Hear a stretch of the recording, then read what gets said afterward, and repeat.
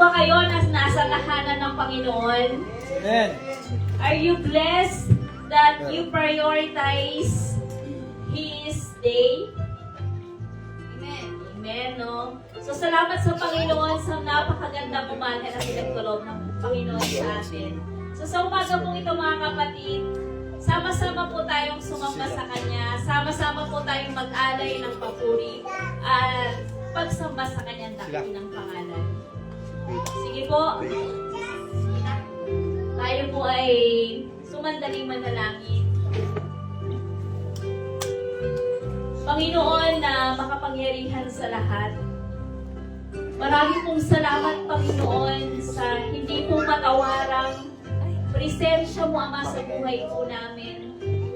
Thank you, Lord, sa buong isang linggo kung paano niyo po kami iningatan, kung paano niyo po binless ang gawa ng aming mga kamay, kung paano niyo po kami sinamahan, Ama, sa buong isang linggo. Panginoon, marami pong salamat sa buhay na pinagkaloob po ninyo. Panginoon, wala pong enough word to describe who you are, Father God. Panginoon, salamat po na we can enjoy this life, O God. We can thank you for all the things that you've done, Panginoon, sa buhay po namin. Salamat po, Panginoon, na meron po kaming kalakasan na binibigay niyo po.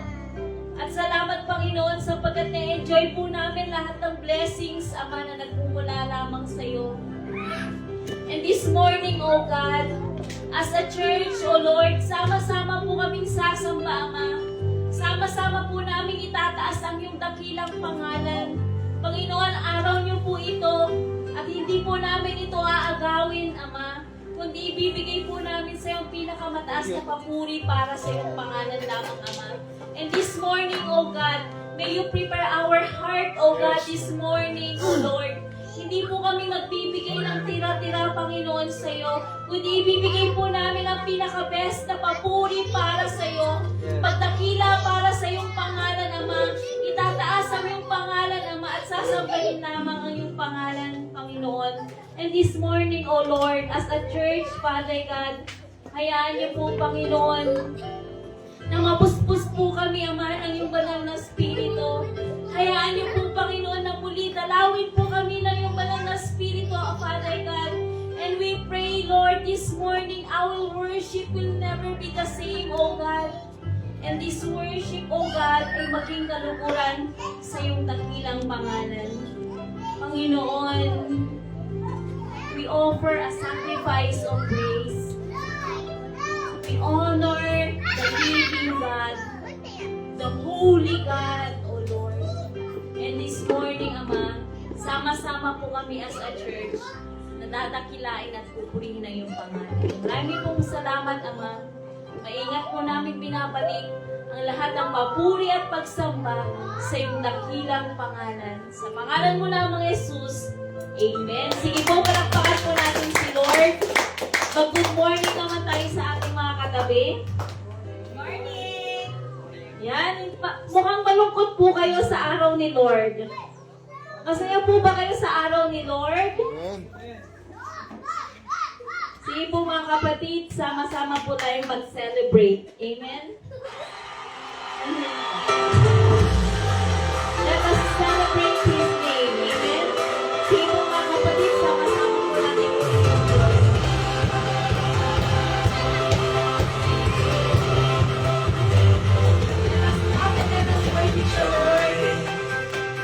There's a joy in my soul. I can't explain it, but I know it's you. All night, oh, I'm feeling so light, like a weight has been lifted by you. Jesus, you are my breakthrough. It's you. Now I'm free. There is nothing holding me. I'm free. 'Cause you died and rose for me. I'm free.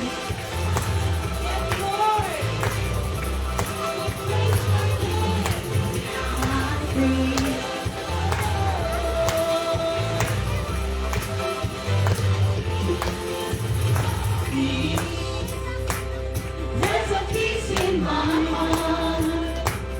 There's a power that's with me. It's you. Jesus, you are my breakthrough. It's you. Now I'm free. There is nothing holding me. I'm free. 'Cause you died and rose for me. Now I'm free. There is nothing holding me. I'm free. 'Cause you died and rose for me. Now I'm free. Kumiyawan lahat ng pinalaya ng Panginoon. Kumiyawan ng hallelujah. Hallelujah.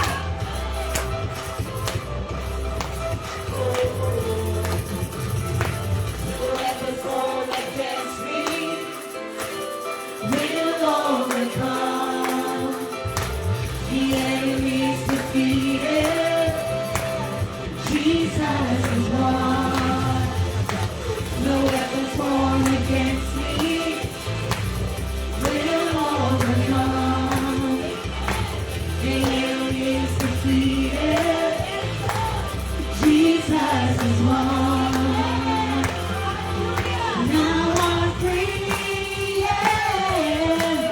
There is nothing holding me. I'm free. 'Cause you died and rose for me. Now I'm free. There is nothing holding me. I'm free. 'Cause you died and rose for me. Now I'm free.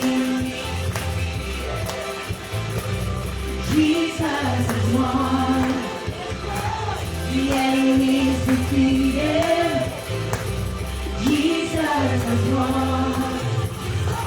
The enemy is defeated. Jesus has won. The enemy is defeated. Jesus has won. Amen. Palakpakan po natin si Lord. Amen. Amen, Lord. Hallelujah, Lord. Panginoon, kung titignan po namin ang aming mga kasalanan, it is so deep, O Lord. Pero salamat, Panginoon, sa pagpamahal at pagpapatawad ng aming mga kasalanan. Sige po, Church.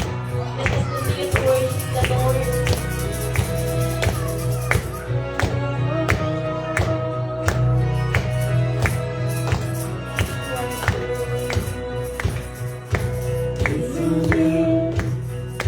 Self-existent, beyond the end, before beginning, eternal one, Creator God, you made the world and it was good. All alone, self-sufficient, so high above, but never distant. For your love, fashioned from dust, you gave us breath, and it was good. Oh, glory and honor, blessing and power, because your name alone is worthy forever. The praise is yours.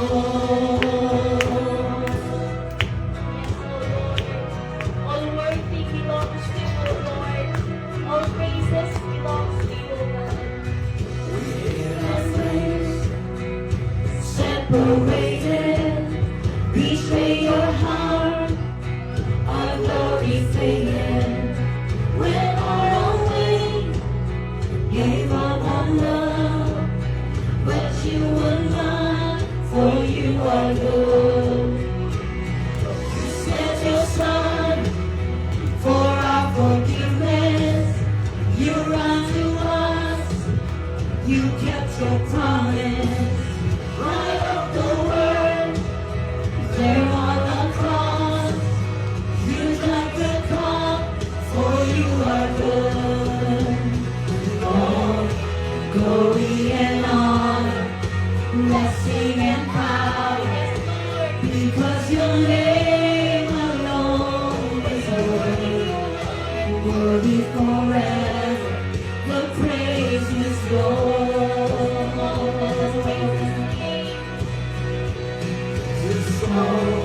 The glory and honor, blessing and power, because your name alone is worthy. Oh, glory to God, for you are good. Oh, glory and honor, blessing and power, because your name alone is worthy forever. The praise is yours. Restore glory and honor, blessing and power, because your name alone is worthy forever. The praise is yours. All praise is yours. We praise your name, O Lord. We God, the magnify praise your is name, O God. For this morning, O God, you are worthy of our praises, O Lord. For you deserve You our will share your praises, glory O with Lord. another. Hallelujah. A holy God is worthy of our praise. The people sing.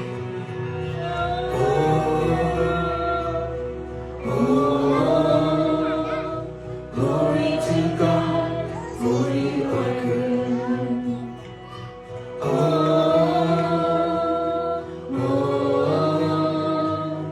Glory to God, for you are good. People sing. Come on, church. Let us declare that the Lord is good. Sing The Lord glory is to good. God. The Lord is good. You're always good. We sing.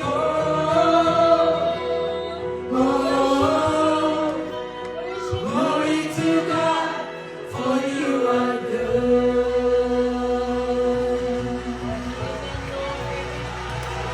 Holy Father God, that you are a good God. Father God, how long, how wide is your love to us, Panginoon? Every time, Panginoon, many times we fail you, O Lord. Many times we broke your heart, O Lord. But still, Father God, you are a good God, O Lord. You are great. You do miracles so great. There is no one else like you. There is no one else Let like us you. offer this song, You Lord. are great.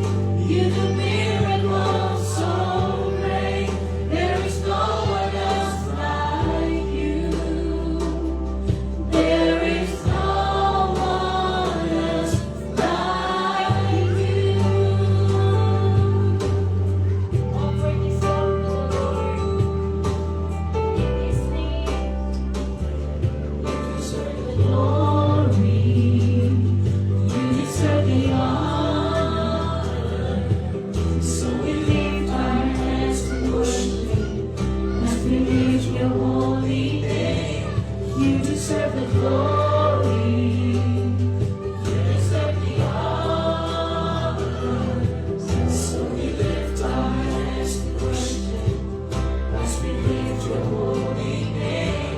For you are great, you do miracles so great.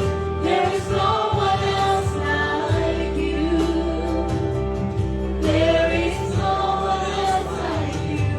For you are great, you do miracles so great. There is no one else like you. There is no one else like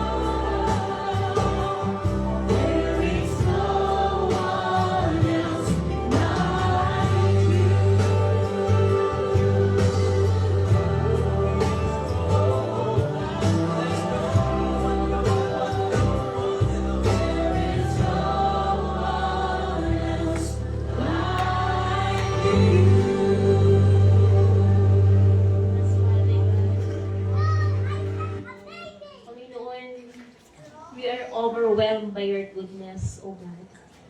Panginoon, for you deserve our praises, O God.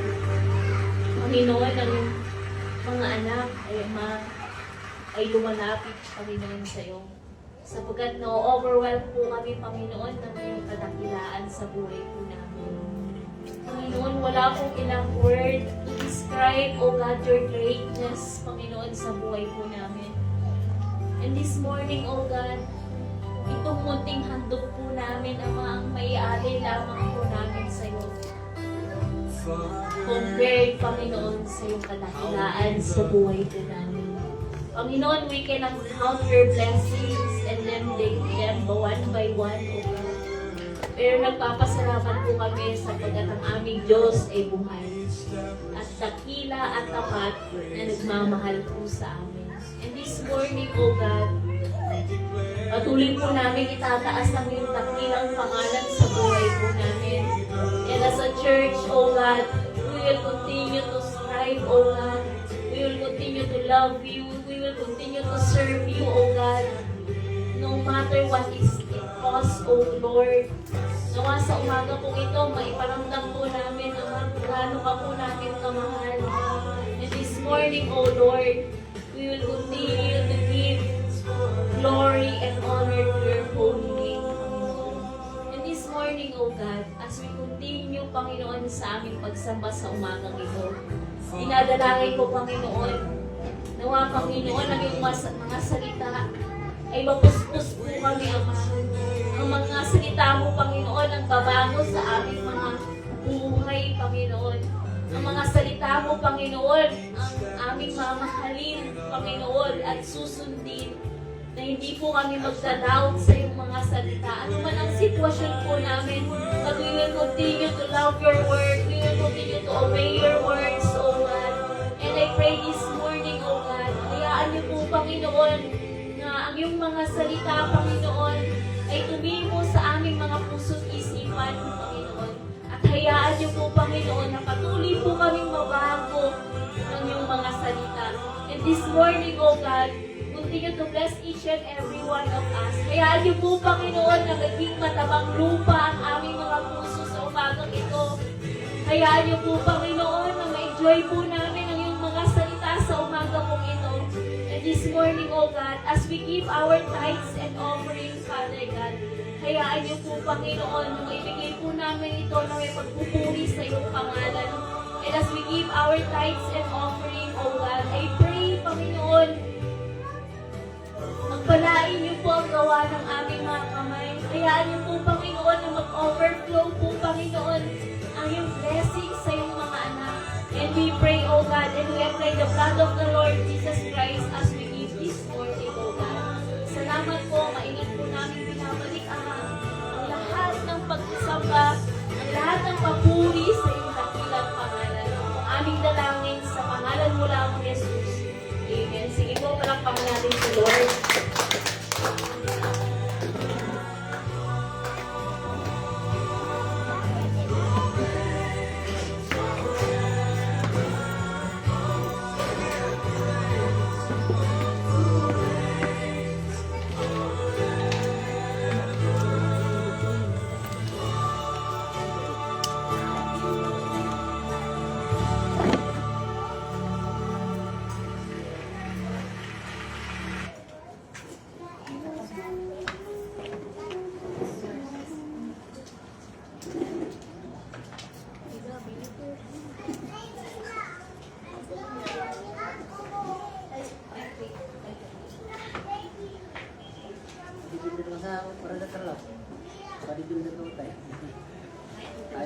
Kaya no? Mental training. Kapi-kapi. Ya, lagi ya, lagi kapi tayo.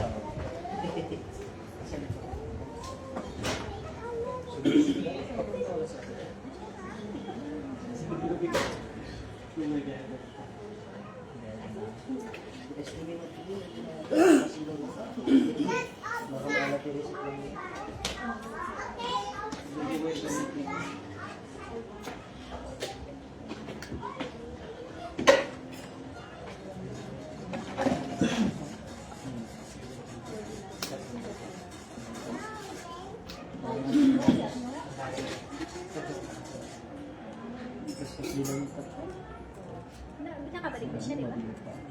Umuwi pa siya, te? Ay, di ba man ito ba siyang Sunday? Ano yun?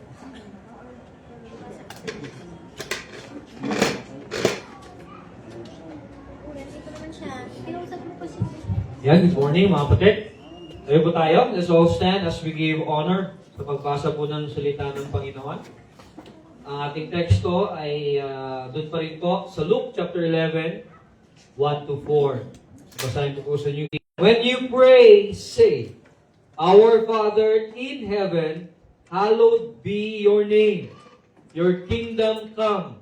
Your will be done on earth as it is in heaven. Give us day by day our daily bread, and forgive us our sins, for we also forgive everyone who is indebted to us, and do not lead us into temptation, but deliver us from kabutihan sa inyo pong biyaya sa bawat isa po sa amin, Ama. At narito naman po kami, Panginoon, bilang isang kongregasyon, bilang isang simbahan, O God, thanking you, praising you, O God, for who you are, for the things that you have done in our lives, O Lord. Isang linggo po muli naming naranasan, Ama, ang biyaya po ninyo, ang awa po ninyo, ang pagpapala po ninyo, ang provision po ninyo, at ang paggabay niyo po sa bawat isa po sa amin. At marapat lang nga po, Ama, ng araw na ito ay maibalik po namin ang papuri na nararapat po lamang sa inyo, O God, because you expect your people indeed, O God, to worship you in spirit and in truth, O Lord. And this morning, once again, Father, I pray, teach us how to pray. Turuan niyo po kami kung paano kami manalangin according to your teaching, Lord Jesus Christ, as a pattern for us, dear Lord, para malaman po namin kung ano po yung mga bagay na kailangan po naming bigkasin at ano po yung mga bagay na nakapaloob po lamang sa inyong kalooban. We desire in prayer only, O God, that you will answer those things, O God, that you desire, O God, to grant and give to your beloved people. Kaya maraming salamat po muli, Ama, sa umagang ito. Thank you for the time of our worship. Thank you for the time, O God, that we can listen to your word. Patuloy po namin dinadalangin, Ama. Buksan niyo po ang aming pangunawa. Buksan niyo po ang aming puso, Panginoon, na maunawaan po namin ang inyo pong mga salita, not according to our knowledge, not according to our wisdom, but according, O God, to the illumination of the Holy Spirit in our hearts, in our minds, in our lives, O God.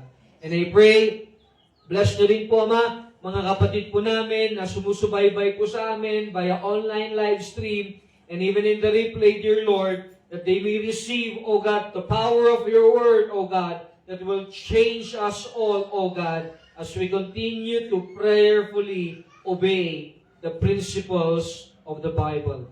Maraming salamat po, Panginoon. We bring you back all the glory. We bring you back all the honor. Ito pong aming samo. Ito pong aming dalangin. In Jesus' mighty name we pray. Lahat po yung magsabi ng Amen. Palakpan po natin ang Panginoon ng malakas. Ayan. Sige po. Thank you mga kapatid. Makaupo na po tayo. So this morning, meron po tayong bisita. Ayan. Gusto kong i-welcome si Kuya James. Palakpan naman natin si Lord. Last year ko pa siya ini-invite, and praise the Lord na ka-attend po siya ngayon. And Lord willing, masasama na niya yung pamilya niya. Amen? Yan, this year. So pag-pray po natin. Actually, si James, ano po yan? Bunga yan nung ano po natin nung araw. School ministry. Diyan po sa Doña Aurora, no? So, nung panahon na yon, sila po ay high school pa, pero ngayon may pamilya na. No? So, praise the Lord. Ayan, so, blessed morning mga kapatid sa ating lahat. Blessed morning naman. So, amen.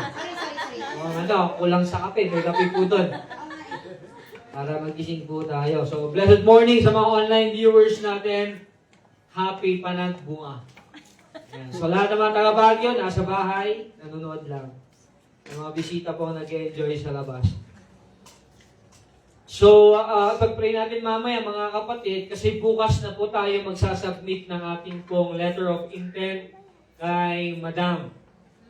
Sa Madam Principal, dyan nga po sa Ambiong National High School, I hope na isinasama po natin sa prayer. Amen? Tayo, nagagamitin ng Panginoon, at ganoon din po yung mga estudyante po na ating pong pinapanalangin. So tomorrow, we will be giving our letter. Pag-pray natin si Madam Principal to respond positively doon po sa ating layunin na makapagbahagi ng gospel at matulungan din po natin ang mga guro na magabayan po itong mga bata sa tamang landas. No?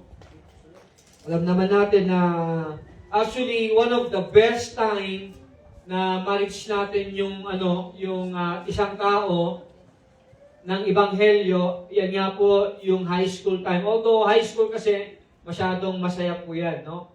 7 years nga po ko dyan eh, saya-saya. Paras lang kami ni Tatay Digong, 7 years sa high school. Masaya po kasi ang high school time. Ano po? Pero napakagandang opportunity din po yan, makapag-share ng gospel. No? And nawa, mga kapatid, patuloy po nating ipag-pray. Mamaya ipag-pray po din natin yung ating mga kapatid. O mga kapatid, soon to be mga kapatid. Amen? Amen po ba? Amen. So yan po yung ating pong mission na binigay po ng Panginoon. What a great opportunity for us to be able to share the gospel. So ngayon mga kapatid, tuloy po natin ang ating pong message last Sunday. So, tinatalakay po natin ang pananalangin and we are looking at the teaching of the Lord Jesus Himself kung paano po manalangin ang kanyang mga disipulo. So, makikita po ninyo dito, pagkatapos pong mag-pray ni Lord, sa isang lugar, in a certain place, no? Saka po lumapit yung mga disciples po niya. Sabi ng mga disipulo, Panginoon, turuan niyo po kaming manalangin, kagaya ng pagtuturo ni Juan Bautista sa kanyang mga disipulo. So nabanggit po natin na Sunday, hindi po ito mismo yung panalangin. This is a pattern. Sabihin nga po natin, pattern. Halimbawa po ito kung paano tayo mananalangin. Hindi po ito yung panalangin na paulit-ulit nating babanggitin. Nasabi ng Panginoon, akala nila sa paulit-ulit ng kanilang pananalangin, maririnig sila ng Panginoon. By their repetitious prayer, they will be heard, but it is not. Hindi po sila dininig o dinidinig ng Ama. Kaya ito po yung paraan kung paano tamang manalangin. Wala pong ibang perfect model and example of prayer maliban po sa ating Panginoong Jesus. He modeled to us how to pray. At nabanggit po natin last Sunday, may mga talata po tayong binanggit na madalas pong manalangin ang Panginoon, pumupunta po siya sa isang lugar para manalangin. And we even read that one time in His life here on earth, nanalangin po siya all throughout the night. Buong gabi po siyang nananalangin sa kanyang Ama. Kaya nga po, imposible po sa isang tunay na Kristiyano mamuhay sa kanyang pananampalataya na hindi po siya nananalangin. It is impossible. Patay na po yung Kristiyanong hindi nananalangin. You cannot continue in your faith as a believer kung wala ka pong matibay na prayer life. Sabi nga po natin last Sunday, ang pananalangin ay parang paghinga po natin. As believer, it is the air we breathe, our prayer life.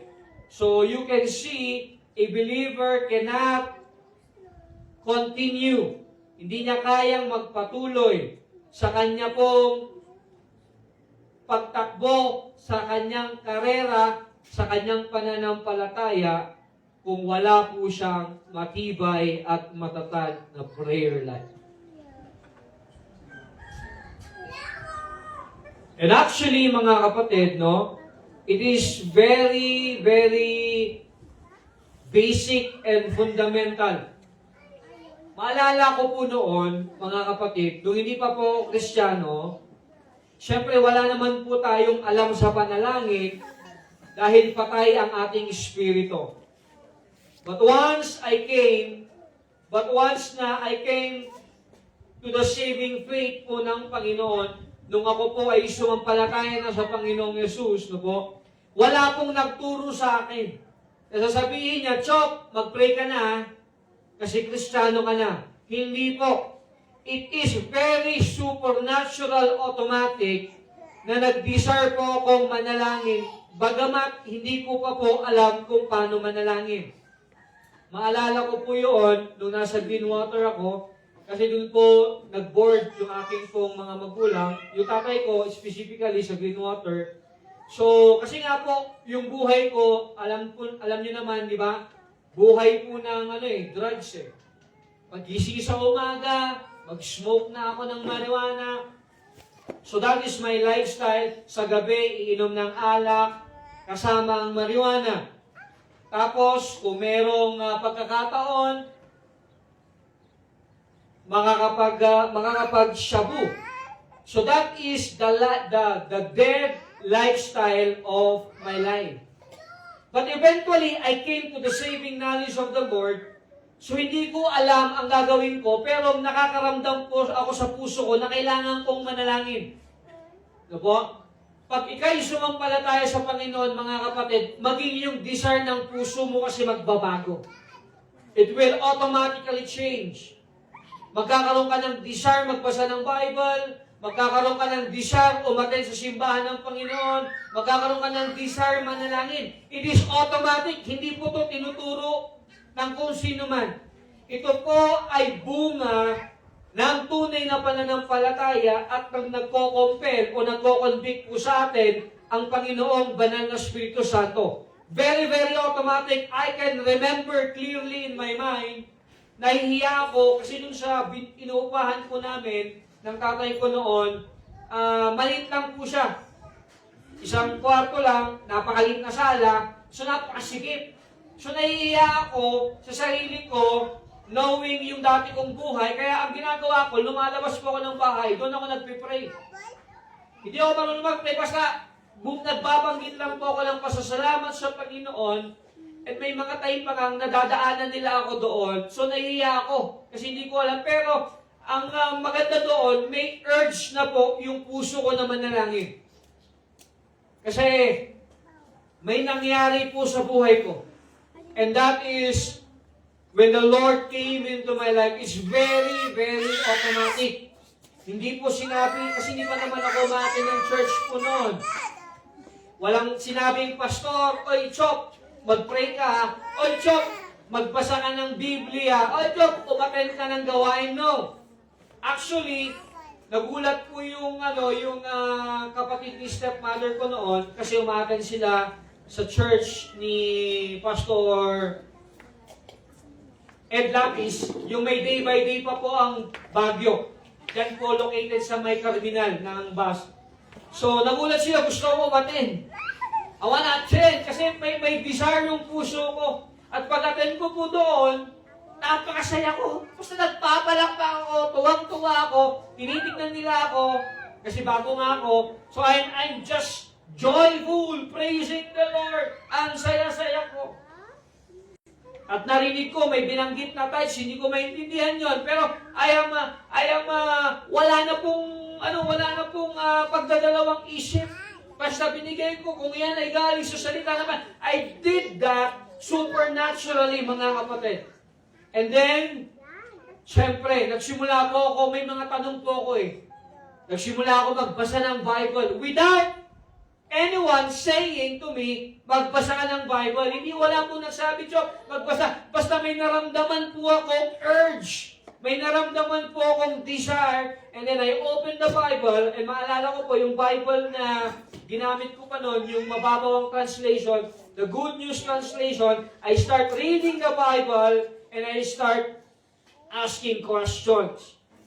Ang una ko pong binasang libro is the Book of Proverbs.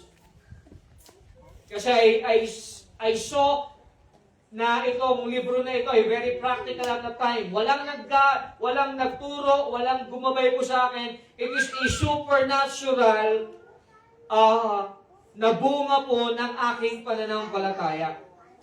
Kaya pag ikaw ay tunay na Kristiyano, mga kapatid, hindi pwedeng hindi ka mananalangin. Hindi pwedeng hindi ka magbabasa ng Bible. Hindi pwedeng hindi ka attend kasi your spirit longs for it. Amen? Amen po ba? Amen. Hahanapin po kasi ng espiritu mo yan sa mga genuine, of course. Pero if it's not a desire from you, it might be, it is not a genuine faith.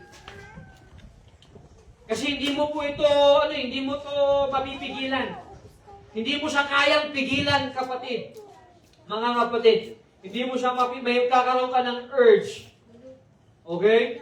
So, na-mention natin last Sunday, tinalakay po natin yung tatlong bahagi. Una sa lahat, na-mention po natin, sabi ng Panginoong Hesus, ganito kayo manalangin. Ibig sabihin, expected na po na mananalangin ang kanyang mga disciple. Hindi siya optional. Our Father in Heaven. So nagulat po sila sa statement na ito. Kasi nga po, di ba sa Old Testament, they never called God their Father. Hindi po nila tinatawag na Ama nila sa langit ang Diyos na lumikha ng lahat. But here, we can see that the Lord Jesus Christ started prayer through a relationship to His Father. We pray to our Father. Kaya nga dyan, may narinig tayo, manalangin na tayo kay Papa Jesus. We don't call Papa Jesus. Di ba? His Father is our Father in heaven, and Jesus Christ is His Son. Ano po? Magkaiba po yun. Kaya huwag natin ituturo sa ating mga anak. We pray to Papa Jesus, no. We pray to the Father through Christ Jesus our Lord. Romans 8:15 in the New King James Version, sabi ni Paul, for you did not receive the spirit of bondage again to fear. Kaya nga po, pag sinabing Ama na nasa langit, nawawala agad yung takot po natin. Kasi nagkakaroon po tayo ng connection. Kasi it's based on a relationship to our Father. But you receive the spirit of adoption by whom we cry out, Abba, Father, or Daddy, or Papa. Yan po ang ibig sabihin ng Abba. Papa, or Daddy, o Tatay, o Tatang. And then, pag sinundan nyo pa po yan ng verse 16, the Spirit Himself bears witness with our spirit that we are children of God. Ang nagpapatotoo po na tayo ay anak ng ating Ama na nasa langit ay walang iba kundi ang Panginoong banal na Espiritu Santo. He bears witness in our spirit. Pinapatotohanan po niya. Kaya nawawala po yung takot natin lumapit sa Ama sa pamamagitan ng panalangin. Kaya nga dapat ang mga Kristiyano, we take advantage of this wonderful opportunity. Dapat ang pinakamasayang part ng araw po natin ay yung time na nakakasama po natin ang ating Panginoon. Nakakasama po natin ang ating Ama. Nakakasama po natin ang ating Ama sa panalangin. Sabi nga ng isang quote, you are only strong in your faith depende sa panahon na ginugugol mo sa panalangin. As children of the Lord, we are not lost in the crowd. We have a Father who is in heaven. Kaya marahil may mga bagay na hindi ka nasasabi sa asawa mo, sa magulang mo, o sa mga anak mo, pero pwede po natin itong sabihin sa ating Ama. After all, ang sabi ng Biblia, hindi ka pa man lumalapit sa Panginoon, alam na niya yung ating pangangailangan.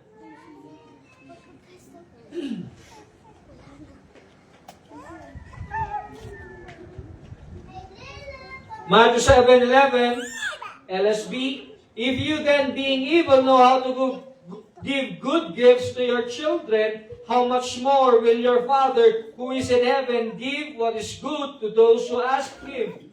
Kung kayo masasama, marunong kayong magbigay ng mabuting regalo sa inyong mga anak, di lalong-lalo na po yung Ama natin na nasa langit, bibigyan kanya ng mabuti sa mga natutong humingi sa Kanya. Very, very important principle po, mga kapatid. But of course, yung good na ibibigay po niya, it is not the good according to our perception. Kasi baka akala lang natin na good ay yung komportable. Kasi may good po na hindi tayo komportable. Halimbawa, problema. Good ba yon na pinaranas ka ng Panginoon? Good yon kung may ilalapit ka lalo sa presensya mo sa Panginoon. Good ba na magkaroon ka ng matinding pagsubok sa buhay mo? Good yon kung matututo kang lalong dumepende at manalangin sa Panginoon. And actually po, pag nagre-relax na isang Kristiyano, maghanda-handa ka kapatid. Kasi may mararanasan kang pagsubok para hindi ka makalimot sa iyong Panginoon. Most of the time, the Lord allow these things hindi dahil para parusahan tayo, dahil mahal niya tayo at ayaw niya po tayong malayo sa presensya po niya. We learn to pray more, di ba? Totoo po ba? Kapag ikay may pagsubok, lalo kang natututong manalangin, lalo kang lumalapit sa Panginoon, lalo kang humihingi ng tulong sa Panginoon, and it is good. Why? It brings us closer to the Lord. That is the greatest good. What is the greatest good? To be near to our Lord and Savior. Napaka taas na antas ng kabutihan ay mapalapit po sa Panginoon. Kaya, pag minsan hihiling ka sa Panginoon, may ibibigay siyang good, pero hindi according to the good that we desire most of the time. Bilang isang Ama, siya po yung source nating lahat. He is our source. Pero, pagkatapos po dyan, para hindi naman masyado tayo maging sentimental sa tatay po natin, ano pong sumunod? Hallowed be your name. Agad-agad po. Immediately, the Lord reminded us that the God, our Father in heaven, is holy. Kabanal-banalang Diyos po natin ang ating nilalapitan. Kaya sabi nga po natin na Sunday, we cannot come to Him casually. Hindi ka pwedeng lumapit bara-bara lang, na walang paggalang, na walang pagrespeto, na parang tao lang yung nilalapitan po natin. We must give the highest reverence. We must give the highest honor. We must give the highest worship in coming before our Father. Romans 11:36 says, "For of Him, and through Him, and to Him, all things, to whom be glory forever." We need to glorify our Lord as we come to Him. His holy name refers to His holy attributes, His holy character, His holy being, His holy nature, His holy judgment, His holy works, His holy deity, His holy glory, His holy totality, and His holy fullness.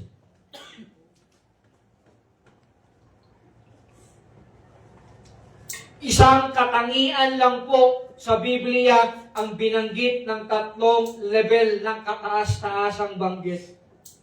Hindi po yung pag-ibig niya, hindi sinabing God is love, love, love. God is wisdom, wisdom, wisdom. God is all-powerful, almighty, almighty. Hindi po. Ang katangian lang pong binanggit sa ikatlong level ng kataas-taasan, walang iba po yung kanyang kabanalan. That's why the Bible tells us, God, our Lord, is holy. Not only holy, He is holy. He's not only second level holy, He is a third level holiness. Ganun po, kabanal ang ating Panginoon. Kaya hindi po tayo pwedeng lumapit ng walang mataas na paggalang sa puso't isipan po natin.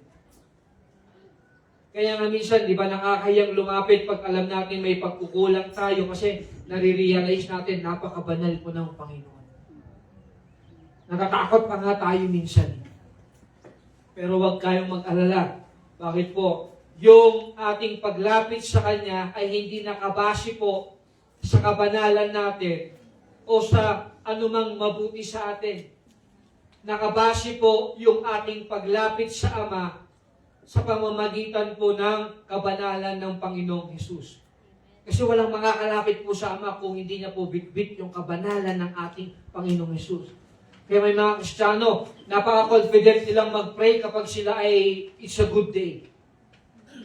Ibig sabihin, nakasunod sila sa Panginoon, nakapag-pray sila sa Panginoon, nakapag-devotion, o nakapag-share ka pa ng gospel sa ibang tao. Kaya ang lakas ng confident mong lumapit. Eh, paano pag sumablay ka? Paano pag nagkasala ka? Nahiya ka tuloy lumapit? Alam niyo kung bakit? Kasi binase mo yung paglapit mo sa good day or bad day mo. Nakabase ka sa performance mo. Kaya, hindi consistent. Dapat ang paglapit natin sa Ama ay sa pamamagitan lang po ng righteousness ni Christ.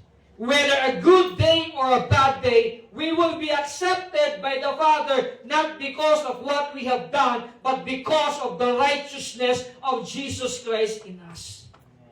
That is how we come to the Father. Not because mabait ako, dahil ako'y nag-pray ngayon, nakapag-share, hindi ka tinatanggap ng Ama. Dahil sa anumang ginawa po natin, tinatanggap po tayo kasi yung kabanalan ni Kristo ay nasa atin. Amen? Amen. Kaya all glory to Christ when we pray. Kaya di masarap din lumapit sa Panginoon kapag sumablay tayo. Kasi alam natin na yung paglapit natin ay hindi dahil tinitignan tayo ng Panginoon, pumalpak tayo sa araw na to, tinitignan niya pa rin yung kabanalan ni Kristo Jesus na ating Panginoon na nasa buhay po natin. Whether a good day or a bad day, the Lord be glorified. Amen? Amen. Yan po yung beauty po ng panalangin, mga kapatid. Kaya wala kang ngayong may pagmamayabang. Di ba? Wala kang ngayong may pagmamalaki sa Panginoon kasi hindi ka naman lumalapit sa Ama at dahil sa anumang bagay na ginawa natin, lumalapit tayo dahil sa kabanalan ni Kristo Jesus na ating Panginoon. Sabi nga ni Jerry Bridges, having a good day doesn't mean that you are no longer needing of God's grace. Kasi nga, hindi porke good day, hindi mo na kailangan ng biyaya ng Panginoon. At kung sa bad day naman, huwag mo namang isipin na dahil bad day ka, pumalpa ka sa araw na to, napakalayo naman ng biyaya ng Panginoon sa'yo. Malapit pa rin yan. Kasi nga, we just need to come before the Lord in humility and in faith in the Lord. Lord, I come before you, not because of my own righteousness, but because of Christ's righteousness. Amen? Maalala po ninyo yung dalawang pumunta, lumapit sa templo, mananalangin. Anong ginawa ng isa? Nagmamayabang siya, di ba? Sabi niya, "Oh Lord! Aba, magpipray ako ngayon, ha? Pero, tignan mo naman, nagbibigay ako sa mahirap, nagtatights ako, nagpa-fasting pa nga ako eh. O, di ba? Napakaganda ng performance ko. Nagpa-fasting ako, nagtatights ako, Panginoon. What a great performance. Pero yung isa, tax collector, lumapit, hindi daw siya makatingin sa langit, nakayuko lang siya, sinusuntok niya yung dibdib niya. Anong sabi niya? Panginoon, kahabagan mo ako ay isang makasalanan. Ang sabi ng Panginoon, sino yung tinanggap dun sa dalawa? Yung bang lumapit na nagmamayabang kasi nagtatight siya at nagpa-fasting pa siya? O yung isa na hindi makatingin sa langit dahil sa kanyang pagpapakumbaba na sa ay pakasalanan.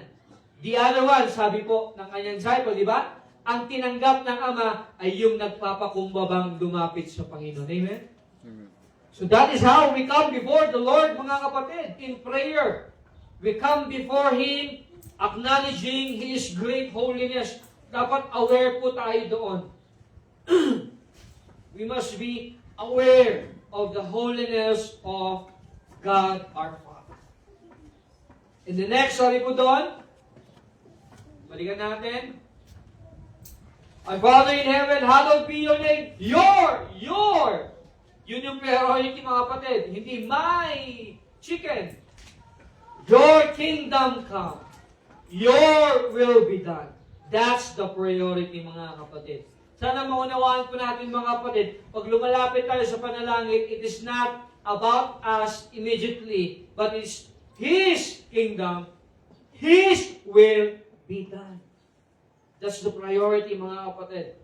Mangyari, nawa, ang nangyayari sa langit, dito sa lupa, dito sa buhay po namin, dito sa pamilya namin, dito sa simbahan namin. Kaya nga, as if we're praying, Lord, do whatever will advance your kingdom here on earth. Do whatever brings the fullness of your redemptive purpose to pass, and do whatever will advance the preaching of the gospel here on earth. Yung kalooban po ninyo, yung kaharian po ninyo ang mangyari, Panginoon. Your kingdom, your will be done. Kaya nga importante, pag nagpipray po tayo, mga kapatid, we know the will of the Father. Kasi ibabalik lang po natin yung kanyang pangako kapag tayo po ay nananalangin. Kaya nakita niyo po yung title po ng ano natin? We need to pray in accordance to Scriptures. Not according to our desire, not according to what we know. It must be based on Scriptures. It must be based on His Word. That is how we pray the right way. Yan, di ba? Wala pa pong personal request. Dito po tayo huminto last Sunday, mga kapatid. Kaya pag nananalangin tayo, nawa mangyari ang kalooban po ng Ama sa pamilya ko. Mangyari po yung plano ng Ama sa trabaho ko. Mangyari yung kaharian ng Panginoon sa simbahan po namin. It is His kingdom and His will be done. Hindi po yung ating prerogative. Hindi po yung plano natin sa ating mga anak. Dapat plano ng Ama sa ating mga anak. Amen? Amen. Because our children do not belong to us. It is just entrusted unto us. Kaya hindi tayo pwedeng magplano hanggang tumanda yung ating mga anak. You cannot do that. The Lord will destroy your plan if it's not according to His will. Be very careful. Marami kasing parents, masyadong possessive sa kanilang mga anak. Kaya nga, di ba, nung araw, merong ina-arrange na marriage. Ang nagplano, yung magulang na. Kaya nung nagtagpo, yung pinano, hindi sila magkakilala, hindi sila palagay sa isa't isa. Kasi nagplano nga naman, yung magulang nila. Kasi nga, yun ay kadalasan, in the ancient world, or in the past, dahil may business, may business privilege, no? Kaya sila yung klinano para magsama kasi nga merong usapan na yung kanya-kanyang pamilya. But in the Lord, no. We allow the Lord to do what His will to our children. Amen? Amen. Yung kalooban po ng Amang nasa langit, siyang masusunod, hindi po tayo. Magpasalamat na lang po tayo, binigyan tayo ng pribilehiyo ng Panginoon, ma-enjoy natin yung ating mga anak, pero ang kanyang tinitignan, at mananagot po tayo isang araw na dapat pinalaki po natin sila according to the will of the Father, at nandyan na po ang scriptures kung paano po natin sila palalakihin ng tama. Amen? We are just guides. We are just stewards of our beloved children. Kahit gaano pa natin sila kamahal, at the end of the day, let the Father's will be done to our children. Hindi pwede kung anong ginagawa ni tatay, ganun din yung magiging sitwasyon ng kanyang anak. May kanya-kanyang panawagan. Kung ganun yung plano ng Panginoon, let it be done according to God's will. But if not, allow your life and your heart that the Lord will perform His divine will and calling sa ating pong mga anak. Ang importante po, tinataniman po natin sila ng salita ng Panginoon as much as we can habang bata pa po sila. Kasi yun lang po yung ating maximum opportunity. Once they become teenagers, nalilesen na po yung ating opportunity. Once na sila ay naging young professional, hindi na po natin yan madidiktahan. Ang mangyayari po niyan, mag-advise na lang po tayo para bagang kino-coach mo na lang sila. Sila na po ang magdi-decide para sa kanilang sarili. At nagawa po natin ng tama yung ating tungkulin na habang bata pa po sila, wala po tayong ibang ginawa kundi ipaalam, marinig nila ang salita ng Panginoon.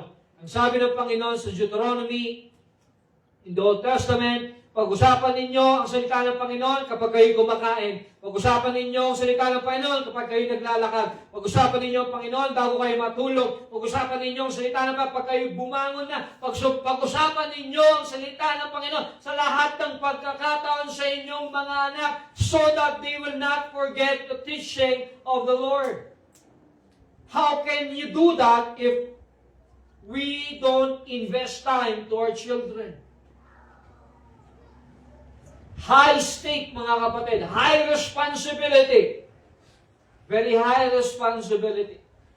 Ako, nagpipray po ako. Hindi ko alam kung tutugunin ako ni Lord.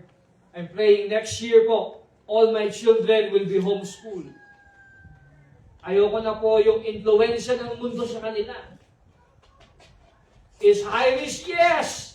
I don't want to risk them being destroyed by this wicked world. Ang daming mga Kristiyano, mga anak nila parang hindi Kristiyano. Ang daming pastor, yung mga anak nila parang hindi anak ng pastor. Bakit po? Inimfluensyahan po ng mundo. I will take whatever it takes to bring my children to the word of the Lord.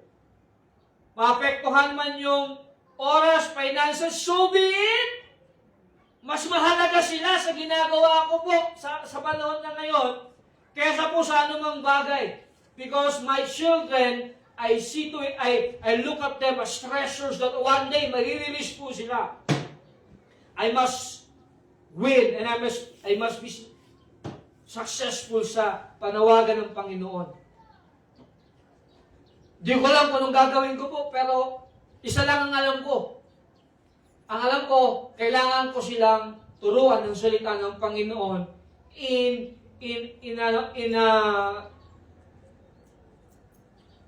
the fullness of the available time. Very dangerous. This world is very dangerous, mga kapatid.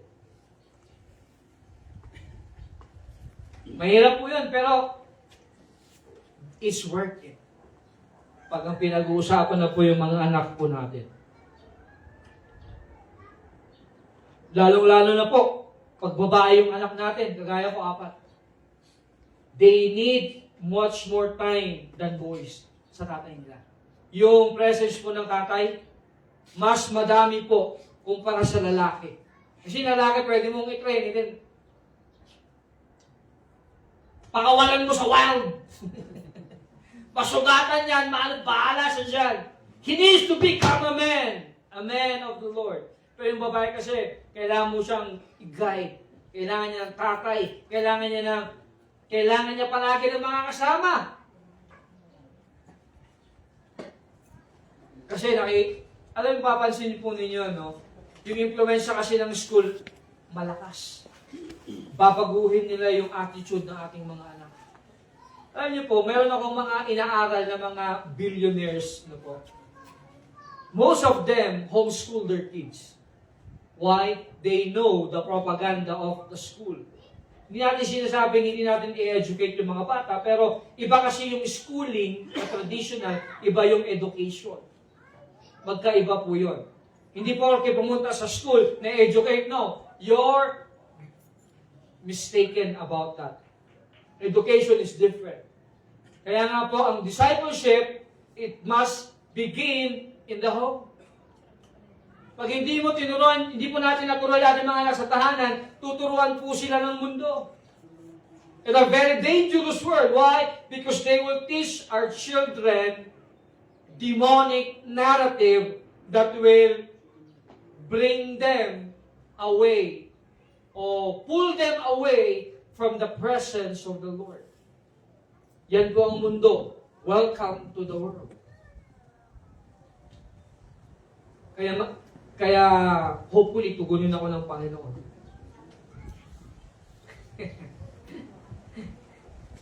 Nervous yung misis ko. Ano gagawin natin? Paano gagawin niya? Ganito yan. Basta isa lang alam ko. Kailangan natin silang ilayo sa influensya ng mundong ito. Kaya alam niyo, if you try to research no po, yung framing po ng school system po ng Pilipinas galing sa Amerika. Galing po sa Amerika. Sino ba ang isang influential po na gumawa po ng school system ng Amerika? Si Rockefeller. Si Rockefeller po, isa sa pinakamayamang Amerikanong nabuhay. Nag-invest po siya sa school crafting and system po ng Amerika. Millions and millions of dollars. Siyempre nung panahon na po na yon, equivalent to billions po in our time. Fully invested it, no po, para po mapakialaman po niya yung system po ng school system ng Amerika. Ang sabi po niya, I don't want a people of thinkers, I want a people of workers. Kaya lahat ng graduate maghahanap ng trabaho. They don't think about business, they don't think about unleashing their potential, they became slaves of a routinary schedule. Yun po yung gusto po ni Rockefeller at yun po ang makikita natin maging sa Pilipinas po ng school system. They cannot think, somebody must think for them at ang gagawin lang nila ay sumunod. Ang sumunod at sumunod. Diba? So yun po yung history po ng educational system ng Pilipinas.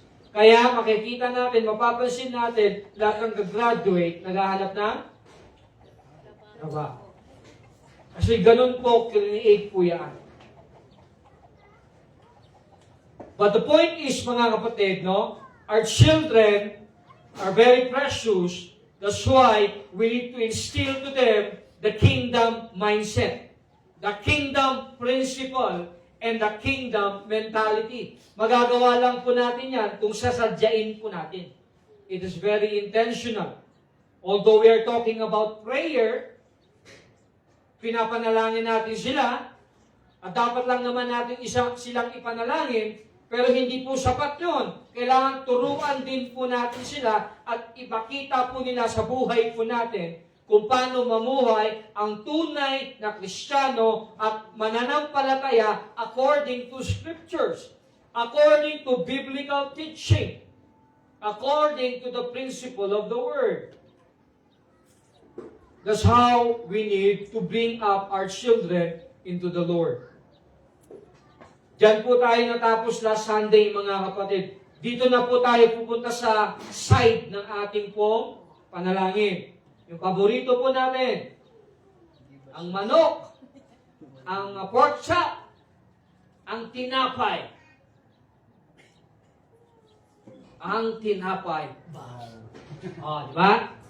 Give us day by day our daily bread. Oh, dito na po tayo hihingi sa Panginoon.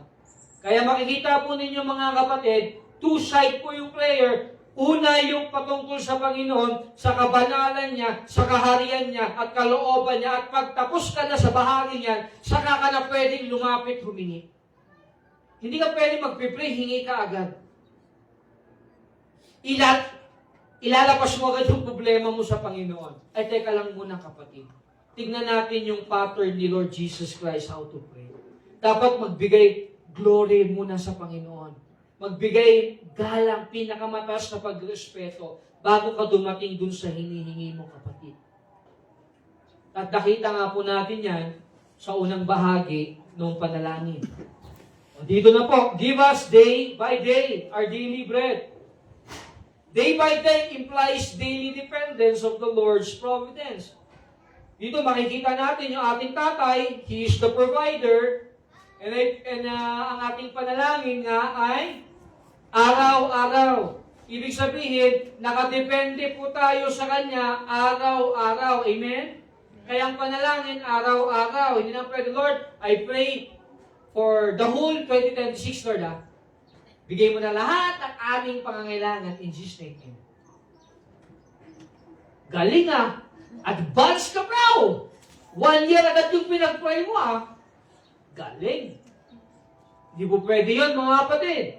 It must be a day-to-day asking. Day-to-day dependence. Actually, pag hindi nga tayo humihingi sa Panginoon, para bagang kaya na po natin i-provide yung ating pangangailangan. Total, Lord, yung kinita ko ngayon, pag isang buwan na. Next month na ako mag-pray ulit. Kasi na-receive ko na yung pang 1 month Para bagang kaya natin i-sustain ang ating pangangailangan sa ating sariling kakayanan. Very, very arrogant. Ano po? That's why prayer humbles us. Amen? Kasi dumedepende ka sa Panginoon Dumedepende ka lang sa kung ano yung ibibigay niya sa araw na iyon.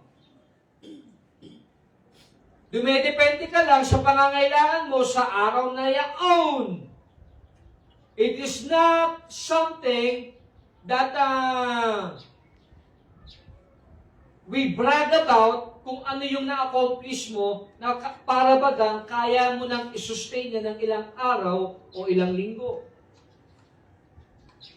It must be a reminder to all of us, mga kapatid, na araw-araw kailangan po natin ang biyaya ng ating Panginoon. Minodel na po yan ng Panginoong Jesus. Pinakita niya po kung paano mamuhay ang isang tunay na Kristiyano. Fully dependent, completely dependent on the Father. Kaya nga po nagulat o hindi naman nagulat, yun yung nakikita ng mga disipulo, kaya pagkatapos manalangin ng Panginoong Hesus, lumapit sila sa Kanya, Panginoon, turuan niyo po kami manalangin.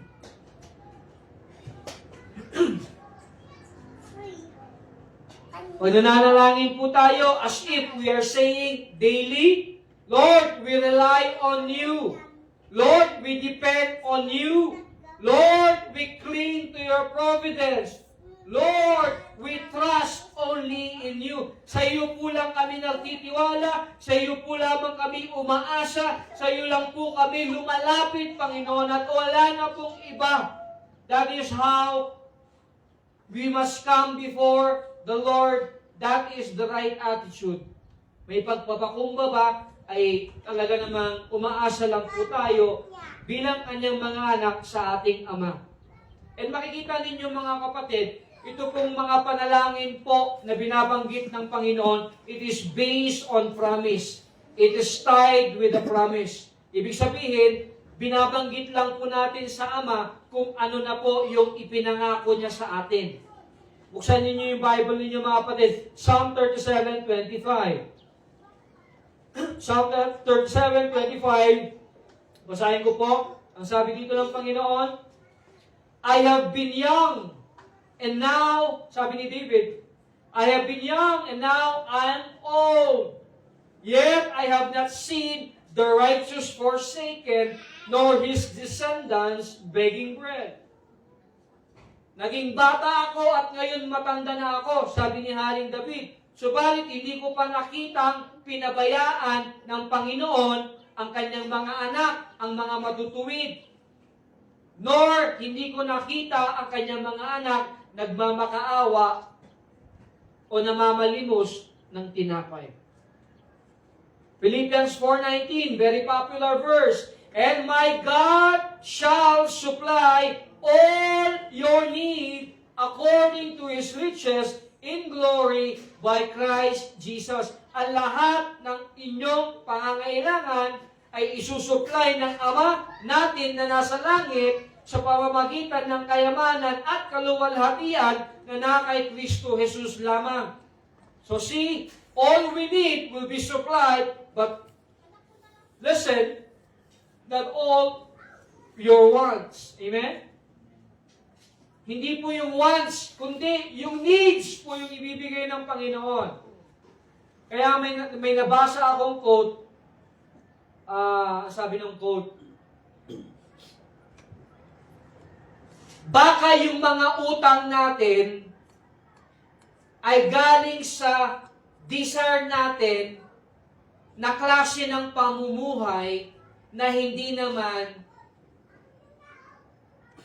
plano ng Panginoon para sa atin. Baka yung pinanggagalingan ng utang natin ay dahil gusto natin ng isang lifestyle na hindi naman po tinawag ng Panginoon. Kaya nga di ba, very, very important yung principle po ng Bible, be content. Sabi ng Panginoon, kung may pagkain sa hapagkainan at meron ka ng sinusuot na damit, makontento ka dyan, sabi ng Panginoon. Kasi godliness and contentment is great gain. It takes a lot of faith, it takes a lot of discipline. Kasi hindi naman po, kaya nga di ba yung Matthew chapter 6, buksan natin yung Bible natin, Matthew chapter 6, mga kapatid. Actually, this is the other side. Ito po yung isang pagkakataon na tinuruan po ng Panginoong Hesus manalangin ng mga disipulo po niya. Matthew chapter 6, makikita po niyo dyan yung patungkol sa panalangin sa verse 5 hanggang sa verse 14. And then, sabi po dito, nag-aalala. Sabi ng Panginoon, huwag kayong mag-alala. Verse 25, therefore I tell you, do not worry about your life, what you will eat or drink, or about your body, what you will wear. Is not life more important than food, and the body more important than clothes? Look at the birds of the air. They do not sow or reap or store away in barns, yet your heavenly Father feeds them. See, even the birds, yung mga ibon, ang nagpapakain ang Panginoon po natin na nasa langit. Are you not much more valuable than they? Hindi ba mas mahalaga kayo? Who of you, by worrying, can add a single hour to his life? Sino sa inyo ang makakapagdagdag ng buhay niya sa pamamagitan ng pag-aalala? So yan po yung inaalala ng mga pagano. Anong iinumin ko? Anong kakainin ko? Ano yung isusuot ko? We worry about these things that is insignificant in comparison to the kingdom of the Lord. Verse 28, and why do you worry about clothes? See how the lilies of the field grow? They do not labor or spin. Yet I tell you that not even Solomon in all his splendor was dressed like one of these. If that is how God clothes the grass of the field, which is here today and tomorrow is thrown into the fire, will He not much more clothe you, all you of little faith? So do not worry, saying, what shall we eat? What shall we drink? And what shall we wear? Huwag kayong mag-alala kung ano ang kakainin nyo, ang iinumin nyo, ang susutin ninyo. For the pagans run after all these things, and your heavenly Father knows that you need them. Ito ang hinahabol-habol ng mga pagano, pero alam ng tatay ninyo na nasa langit na kailangan nyo ang mga bagay nito. Verse 33. But seek first the kingdom of God and His righteousness, and all these things shall be added to you. Therefore, do not worry about tomorrow, for tomorrow will worry about its own things. Sufficient for the day is its own trouble. Amen. Amen mo ba? Amen. But seek first His kingdom and His righteousness, and all these things. It's a promise. Unahin ninyo ang kaharian ko, sabi ng Panginoon, at ang katuwiran ko, at lahat ng inyong pangangailangan ay may daragdag sa inyo. Pero pag tinignan nyo po, that's needs. That's never wants. Yung tinutukoy po doon, yung pangangailangan natin, hindi yung kapritsuhan po ng tao. It is not what brings pleasure to man, but it is the need so that we can live a life that is modest, that is free from the love of money, free from covetousness, and we will live a life that is so modest, just like the Lord has lived here on earth. Kung paano namuhay ang Panginoon, ganun din po niya tinatawag ang simbahan mamuhay. That's simple, mga kapatid. Give us day by day our daily bread. Next, and forgive us our sins, for we also forgive everyone who was indebted to us. Patawarin niyo po kami, Panginoon, sa aming mga kasalanan, gaya ng pagpapatawad po namin sa mga nagkasala din po sa amin. It is tied with the promise again. 1 John 1, 9-10. Ano pong sabi ng Bible? If we confess our sins, kung ipapahayag po natin ang ating mga kasalanan, He is faithful and just to forgive us our sins. Tapat ang Diyos, patatawarin niya ang ating mga kasalanan at hindi lang yon. And to cleanse us from all unrighteousness. Lilinisin pa po niya tayo sa lahat ng ating karumihan. Verse 10, if we say that we have not sinned, we make Him a liar, and His words is not in us. Pero kung sasabihin natin hindi tayo nagkakasala, ginagawa natin sinungaling ng Panginoon at ang salita niya ay wala sa atin. Amen? Amen. How many times do you pray and ask for forgiveness? Gano'n po ba tayo kadalas humingi ng tawad sa Panginoon? Sa ating mga walang araw po na hindi tayo magkakasala, mga kapatid. It might be a sin of commission, you commit a sin, or a sin of omission. May tama kang dapat gawin na hindi po natin nagawa. Ang sabi ng Biblia, sabi ng Panginoon, kung nung araw, nung Old Testament, kailangan mong mangalunya, ina-actual act para magkasala ka ng adultery. Ngayon, sabi ng Panginoon, tumingin ka lang sa isang babae ng malaswa, nagkasala ka na ng pangangalunya sa puso mo. Nung araw, kailangan mong pumatay para magkasala ka ng murder. Pero ngayon, sabi ng Panginoong Yesus, magkaroon ka lang ng puot o galit sa puso mo sa iyong kapatid, pinatay mo na siya sa puso mo. What a high standard the Lord has set to His people. Napakataas. Kaya nga, napaka-importante mga kapatid that we remain and maintain a humble heart that asks for our first forgiveness every single day.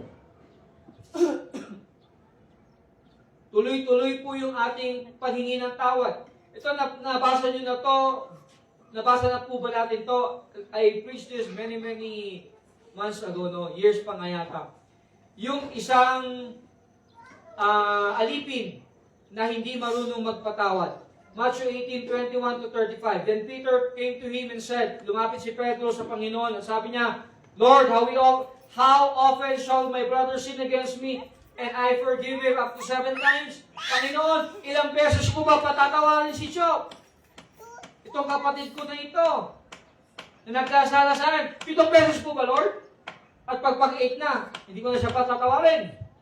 Alam nyo nga kasi, sabi nga po nila sa Jewish culture, pag umabot na sa 3, nandun na daw yung limit. Their culture. Kaya parang gusto niya siguro i-impress si Lord, gawin kong 7. Para impressive. 7 times ko patatawarin. Sumagot ang Panginoon. Sabi niya, I do not say to you up to 7 times, but up to 70 times 7. 70 times 7 equals 490 times. But, hindi naman ibig sabihin yung exact number. Ang ibig sabihin ng Panginoon dito, as long na nagkakagawa ng pagkakasala ang iyong kapatid, matuto kang patawarin siya. At nagkwento po siya ng isang parabola. Therefore, the kingdom of heaven is like a certain king who wanted to settle accounts with his servants.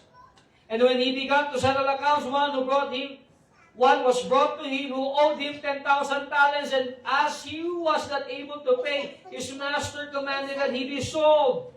Merong isang alipin, ang hari, lumapit sa kanya at napakatindi ng kanyang pagkakautang. Napakalaki ng kanyang utang. Kinailangan po ibenta siya, ibenta ang asawa niya, ibenta ang mga anak niya, kulang pa rin. Gaano ba kamahal ang buhay po ngayon? 1 million? 1.5? 2 million? 3 million? Magkano po? 10,000? 5,000? Diba? May mga hard killer, mura na po ang buhay ng isang tao. Pero of course, it's priceless. Ano sabi po? But he was not able to pay. Hindi niya kayang bayaran yung utang niya. His master commanded that he be sold, his wife, his children, and all that he had. Lahat ng pag-aari na, ibenta na. That payment may be made. The servant therefore fell down before him, saying, Master, have patience with me, and I will pay you all. Pero nung ginawa nung alipin, nagmakaawa siya sa hari. Sabi niya, Master, pasensyahan mo na ako. Babayaran din po kita. Maawa ka sa akin. Ano nangyari? Naawa po yung hari. At nirelease na po siya. Pinatawad na lahat ng kanyang utang. Wow. Sana ho. Ano nangyari po? Umalis na yung alipin. At paglabas niya, nakita niyo yung kanyang kapwa alipin na may utang po sa kanya. 100 denarii. No po? I'm not so sure the equivalent amount po ng 100 denarii, pero mas mababa po yan ng malayo sa utang ng servant na ito.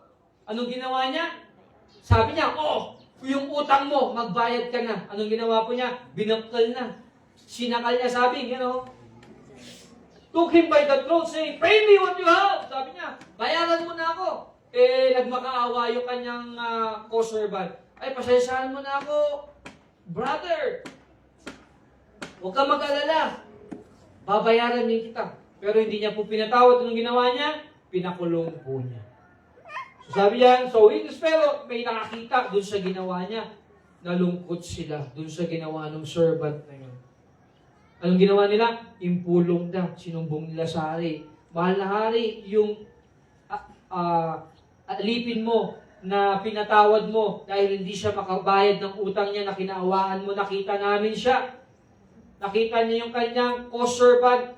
Imbis na patawarin niya, anong ginawa? Pinakulong po niya. Then his master, after he had called him, pinatawag siya, said to him, You wicked servant, napakasama mo. Sabi ng kanyang master, I forgave you all debt because you begged me. Pinatawad ko lahat ng utang mo kasi nagmakaawa ka sa akin. Hindi ba dapat lang na magkaroon ka rin ng awa sa kapwa mo lingkod? Sabi niya. Ganon din yung ginawa ko sa iyo. Ano nangyari? And his master was angry. Galit na galit yung master. Anong ginawa? Dineliver siya sa mga nagto-torture hanggang sa mabayaran niya lahat ng kanyang pagkakautang. Ito po yung lesson. So, my heavenly Father, we also will do to you if each of you from his heart does not forgive his brother his trespasses. Ganyan din ang gagawin sa inyo ng aking Ama na nasa langit, kayo na hindi marunong magpatawad na galing sa kanyang puso. Amen. That is the teaching of the Lord. Kaya, kung tayo po ay pinatawad ng Ama, matuto po tayong magpatawad sa ating mga kapatid. Amen? Sa ating kapwa, sa ating mga asawa, sa ating mga anak, sa ating mga magulang. Siyempre, lalo na po yung mga malapit po sa atin. We need to learn to forgive them because that's what the Lord have done to us. And lastly po,